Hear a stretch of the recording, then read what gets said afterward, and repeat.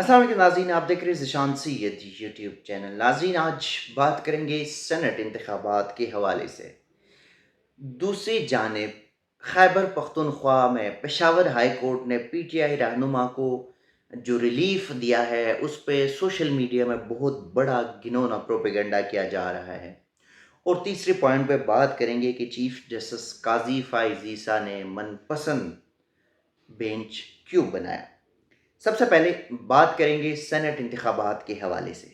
आज मुल्क भर में भी सेनेट इंतखाबात होने जा रहे, वफाकी हुकूमत और 3 सूबों में। बलूचिस्तान के इंतखाबात तकरीबन हो गए हैं, 30 नशिस्तें हैं कौमी असम्बली की, और उसमें 59 उम्मीदवार जो है वो मद्दे मुकाबिल है। 18 अरकान ऐसे हैं जो बिला मुकाबला मुंतखब हो चुके हैं, और इसमें जो बलूचिस्तान है, बलूचिस्तान की 11 सीनेटर बिला मुकाबले मुंतखब हो गए, जिसमें अनवारुल हक काकड़ और इमल वली भी बलूचिस्तान से बिला मुकाबला मुंतखब हो गए हैं। तो ये सेनेट के जो सेनेटर्स का इंतखाब है, ये 6 साल के लिए होता है, और आज इस्लामाबाद में जो कौमी असम्बली का हॉल है, असम्बली हॉल, उसको पोलिंग स्टेशन का दर्जा दिया गया है। यहाँ पे भी जो इस्लामाबाद में आज इंतखाब होगा, 2 नशिस्तों पर यहाँ पे एक भाग दौड़ है, मुकाबला है। साथ ही पंजाब के 5 नशिस्तों पर है। खैबर पख्तूनख्वा के नशिस्तों पर जो है, वहाँ पे मामला थोड़ा-सा ज़ाहिर है एक पेचीदा है। 11 नशिस्तें हैं वहाँ की, कि इंतखाब होगा या नहीं, अभी तक कोई इलेक्शन कमीशन ने वो डिसाइड नहीं किया। क्योंकि जो ख़वातीन मखसूस नशिस्तों पे ख़वातीन आई थी बाद में, उनसे खैबर पख्तूनख्वा हुकूमत ने अभी तक हल्फ़ नहीं लिया गया असम्बली में। तो उन्होंने पेशावर हाई कोर्ट गए थे, पेशावर हाई कोर्ट से फिर यहाँ पे इलेक्शन कमीशन आए थे। इलेक्शन कमीशन ने कहा कि आप हल्फ़ लें, नहीं तो हम इंतखाबात जो है वो मुलतवी कराएँगे। लेकिन वो उसके बावजूद वहाँ पे उनसे हल्फ़ नहीं लिया गया, और फिर वफाकी इस खैबर पख्तूनख्वा हुकूमत ने भी इलेक्शन कमीशन के उस फैसले को पेशावर हाई कोर्ट चैलेंज किया, और कल स्पीकर जो असम्बली है वो बाकायदा तौर पे पेशावर हाई कोर्ट पेश हुए, और उन्होंने कहा कि इजलास बुलाना ये असम्बली का काम है, ये हुकूमत का या अपोजिशन की दरख्वास्त पे होता है। इसमें न पेशावर हाई कोर्ट का कोई मुदाखलत है, न हो सकती है, ना ही इलेक्शन कमीशन का इसमें इंटरफेयर, क्योंकि ये पार्लिमान और ऐवान के अंदर के अंदरूनी मामलात हैं। तो ये अभी शशुपंज में है कि इंतखाब होगा, नहीं होगा। सिंध के 12 नशिस्तें हैं, वहाँ पे भी जो है वो मुकाबला होगा, आज इंतखाब होगा, और पंजाब की 5 नशिस्तों पर ये इंतखाब होंगे। अब सेनेटर्स के इंतखाब के लिए जो कौमी असम्बली के जो है अपना कौमी असम्बली और 3 सूबाइयों में ये पोलिंग का अमल होगा। बलूचिस्तान का हो चुका है, खैबर पख्तूनख्वा का भी शशुपंज है, 2 जगह कर ले, पंजाब और सिंध में पोलिंग बूथ बनाए गए, वहाँ पे इंतखाब होगा, कौमी असम्बली में भी है। लेकिन चूँकि वहाँ पे खैबर पख्तूनख्वा में अभी भी ना इलेक्शन कमीशन कोई डिसाइड कर सका, और ना ही जो है वो सूबाई हुकूमत ने कोई हल्फ वगैरह लिया। तो ये चीज़ें हैं, मुख्तलिफ रंगों के बैलेट पेपर्स जो है वो छापे गए। जनरल नशिस्तों के लिए सफ़ेद वाइट पेपर्स है, टेक्नोक्रेट के लिए सब्ज़ बैलेट पेपर है, और ख़वातीन की नशिस्तों के लिए यहाँ पे गुलाबी पिंक किस्म के जो है वो बैलेट पेपर्स है, और जो अक़लियत है, नॉन मुस्लिम्स है, उनके लिए येलो कलर के बैलेट पेपर्स छापे गए हैं। अब यहाँ पे कुछ जो रोला है, और जो वोटिंग का अमल 9 बजे शुरू होना था, वो अभी शुरू तो नहीं हुआ, लेकिन खैर थोड़ी देर में हो जाएगा। और इस्लामाबाद की जनरल और टेक्नोक्रेट नशिस्त पर 2-2 उम्मीदवार जो है वो मद्दे मुकाबिल है, दोनों एक-एक नशिस्त है। उस पे 4 उम्मीदवार कुल मद्दे मुकाबिल है। इस्लामाबाद के जो टेक्नोक्रेट की नशिस्त है, उस पर मुस्लिम लीग नून के इसहाक डार है, और उनका मुकाबला होगा पीटीआई के या सुन्नी इत्तेहाद कौंसिल के राजा अंसर महमूद से। और इस्लामाबाद की जो एक जनरल नशिस्त है, वहाँ पे भी 2 उम्मीदवार हैं, पीपल्स पार्टी और मुस्लिम लीग नून और बाकी इत्तेहादियों के मुश्तरका उम्मीदवार जो है वो राना महमूदुल हसन है, और पीटीआई सुन्नी इत्तेहाद कौंसिल का उम्मीदवार जो है वो फरजंद अली शाह है। اسی طرح پنجاب اسمبلی کی 7 جو نشستیں ہیں وہاں پہ سینیٹر بلا مقابلہ منتخب ہو چکے، اور پنجاب سے خواتین کی نشستوں پر 4 ٹیکنوکریٹس اور علماء کی نشست پر 3 امیدوار ہے۔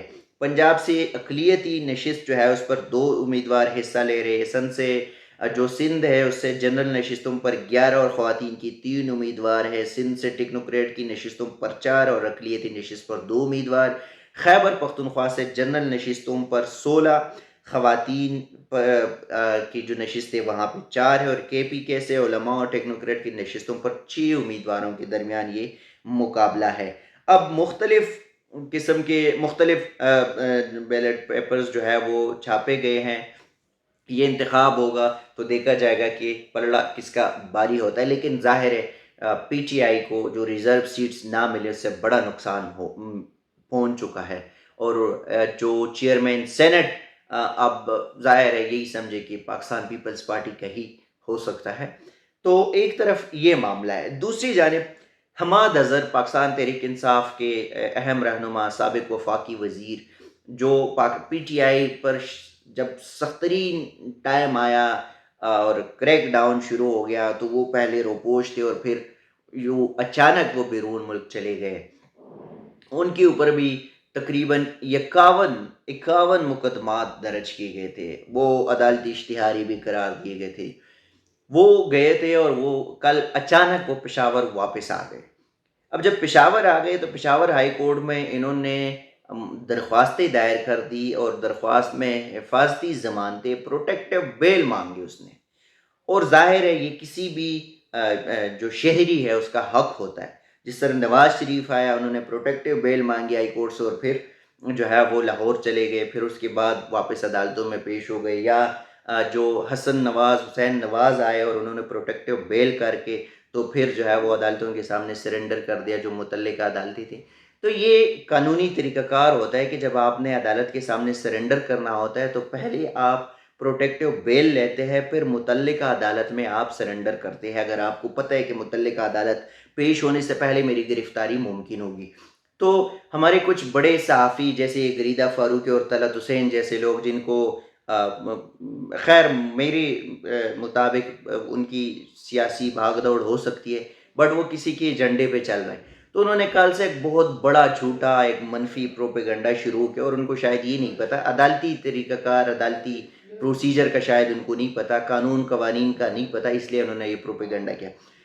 پشاور کے جو ہمارے دوست رپورٹرز ہیں، کورٹ رپورٹرز ہیں، ان سے ہم نے بات کی، بلکہ کامران علی ہے، فہیم خان ہے، ان سب سے کچھ اور بھی دوست ہے، لحاظ علی ہے، کچھ دوستوں سے جو ہے وہ پتہ چلا، معلوم ہوا کہ حماد اظہر نے پشاور ہائی کورٹ میں 51 مقدمات تھے، 51 درخواستیں دائر کی تھی، ہر ایک مقدمے کے لیے الگ الگ درخواست دائر تھی، اور ان سب مقدموں میں چونکہ 51 مقدمات تھے، 51 درخواستیں تھی، اور شخصیت ایک بندہ پروٹیکٹیو بیل، تو ظاہر ہے وہ سارے کلب ہو جاتے۔ یہ ایک طریقہ کار ہوتا ہے عدالتی پروسیجر کا، کورٹ رپورٹنگ جس نے کی اس کو پتہ ہوتا ہے، یا وکیلوں کو پتہ ہوتا ہے، جو ادھر ادھر کی وہ گدڑ بوکیاں مارتے ہیں ان کو نہیں پتہ ہوتا۔ تو ہوا یہ کہ یہ 51 درخواستیں دائر ہوئی، اور پھر وہ پشاور ہائی کورٹ کی چیف جسٹس ابراہیم خان کی عدالت میں لگ گئی، کیونکہ یہ بھی ایک طریقہ کار ہے، جب سیم ڈے میٹر آتا ہے، ایمرجنسی میٹر آتے ہیں، اور سیم ڈے ہیرنگ جو ہے وہ اس کی ریکویسٹ کی جاتی ہے، تو وہ پھر چیف جسٹس ہی سنتے ہیں۔ ثوابدید ہے چیف جسٹس کے کہ وہ کسی بینچ پہ دے دے، بٹ ادروائز اکثر اوقات جو ہے وہ چیف جسٹس ہی سنتے ہیں۔ اور اسلام آباد میں بھی جب اسی طرح کے میٹرز آتے ہیں، درخواستیں آتے ہیں، تو چیف جسٹس عامر فاروق ہی سنتے ہیں۔ تو وہاں پشاور میں بھی 51 درخواستیں جب آئی، اور پشاور ہائی کورٹ کی جسٹس ابراہیم خان نے وہ درخواستیں سن لی، تقریباً 3 گھنٹے ان درخواستوں کی سننے میں اس میں یہ ٹائم گزرا، اور اس کے بعد جو ہے ان کو پروٹیکٹیو بیل مل گئی۔ اب یہاں پہ سوشل میڈیا پہ جو 2 پنڈی کی یا جاتی امرہ کے جو ترجمان ہیں یا ٹاؤٹس ہیں، انہوں نے سوشل میڈیا پہ پروپیگنڈا کیا، اور وہ پروپیگنڈا یہ تھا کہ پشاور ہائی کورٹ نے 10 سیکنڈ میں 51 مقدمات کی جو ہے وہ ضمانت دے دی، حالانکہ حقیقت کچھ اور ہے۔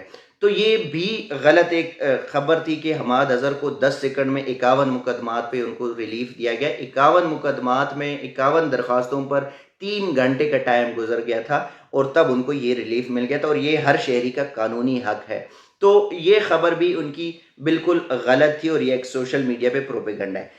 تیسرا یہ کہ اسلام آباد ہائی کورٹ کے ججز کے معاملے پر قاضی صاحب نے آخرکار گھٹنے ٹیک دیے اور آخرکار ان کو وہ بینچ از خود نوٹس لینا پڑا، آخرکار ان کو لارجر بینچ تشکیل کرنا پڑا۔ لیکن معاملہ یہ ہے کہ قاضی صاحب نے ابھی بھی، لوگ کہہ رہے ہیں، وکیلوں کا کچھ حد تک باتیں یہ آ رہی ہے کہ قاضی فائز عیسیٰ نے اپنے من پسند ججز کو بٹھا دیا، جن ججز کا بڑا واضح سٹانس رہا ہے کہ جوڈیشل سائڈ پہ اس کو دیکھی، نہ کہ ایگزیکٹو ہے۔ اس میں 2 ججز ایسے تھے کہ جسٹس منیب اور جسٹس عائشہ ملک، ان کو سائڈ لائن کر دیا، اور باقی اس میں جسٹس نعیم اختر افغان یا جسٹس مسرت ہلالی اور یہ جسٹس منصور علی شاہ بھی آج کل، تو یہ قاضی صاحب کے ہم پلے ججز ہیں۔ اور دوسری جانب پہ جسٹس اطہر مدن اللہ، جسٹس جمال مندوخیل اور جسٹس یحییٰ آفریدی، یعنی کہ اگر کوئی ججمنٹ یا فیصلہ کچھ بھی ہو سکتا ہے تو یہ 3 ججز ایسے ہیں کہ تھوڑا سا اس معاملے پہ کچھ ٹف ٹائم مل سکتا ہے۔ بٹ کہا جا رہا ہے کہ قاضی فائز عیسیٰ نے اپنا من پسند اور ہم خیال ججز کو رکھا، بینچ کا حصہ بنایا، تو ریلیف کے امکانات جو ہے وہ کم ہے۔ تو اب دیکھنا یہ ہوگا کہ قاضی صاحب ان من پسند ججز یا بینچ کے ساتھ اسلام آباد ہائی کورٹ کے 6 ججز کو ریلیف دیتے ہیں یا انصاف دیتے ہیں یا نہیں، یہ کہنا کچھ قبل از وقت ہوگا۔ ناظرین، اب تک کے لیے اتنا ہی، اسی قسم کی چیزیں آپ کے ساتھ شیئر کرتے رہیں گے، تب تک کے لیے دیجیے گا اجازت، اللہ حافظ۔